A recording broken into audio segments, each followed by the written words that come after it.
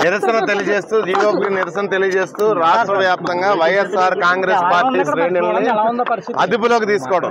రాజమండ్రిలో చూస్తే జక్కంపూడి రాజాని కానీ లేకపోతే జక్కంపూడి విజయలక్ష్మి గారిని కానీ అదుపులోకి తీసుకుని హౌస్ అరెస్ట్ చేసి ఇంట్లోనే ఉంచిన పరిస్థితి ఈరోజు. అంటే ప్రతిపక్షాలకి నిరసన తెలియజేసి హక్కు లేకుండా చేస్తున్నాడు ఈ చంద్రబాబు నాయుడు. ఆధునిక ఔరంగజేబు లాగా బిహేవ్ చేస్తున్నాడు ఈ చంద్రబాబు నాయుడు.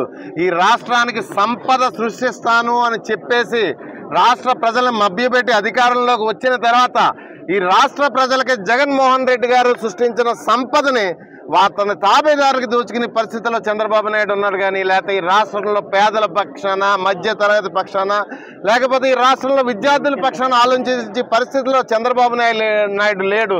ఎందుకంటే మన రాష్ట్రంలో వైద్య విద్య కోసం ఉక్రెయిన్ వెళ్తున్నారు, ఫిలిప్పైన్స్ వెళ్తున్నారు, రష్యా వెళ్తున్నారు, రకరకాల దేశాలకు వెళ్ళిపోతున్నారు మన రాష్ట్రంలో వైద్య విద్యార్థులు అందరూ.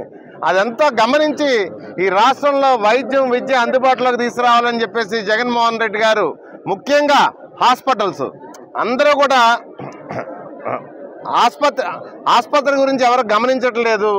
ఓన్లీ కాలేజీ గురించి అనుకుంటున్నారు. హాస్పిటల్ను కూడా, ప్రభుత్వ ఆసుపత్రులను కూడా ప్రైవేట్ పరం చేసేస్తున్నాడు చంద్రబాబు నాయుడు. ఇది ఆమోదింతే వైద్య వ్యవస్థ కూడా తన తాబేదారుల చేతుల్లో పెట్టేయడానికి రెడీ చేసుకుంటాడు. దయచేసి ఎవ్వరూ కూడా ఆమోదించొద్దు.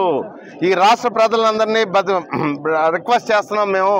దయచేసి చంద్రబాబు నాయుడు తీసుకున్న ఔరంగజేబ్ లాంటి ఈ నిర్ణయాల్ని వ్యతిరేకించాలి ఈ రాష్ట్ర ప్రజలు అందరూ అని చెప్పేసి కోరుకుంటున్నాను. Thank you.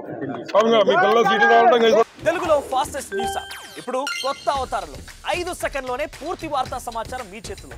Social media trends మీ కళ్ళ ముందుకే live TV and voice search options తో ఇప్పుడే డౌన్లోడ్ చేయండి. యాప్ లింక్ డిస్క్రిప్షన్ లో ఉంది.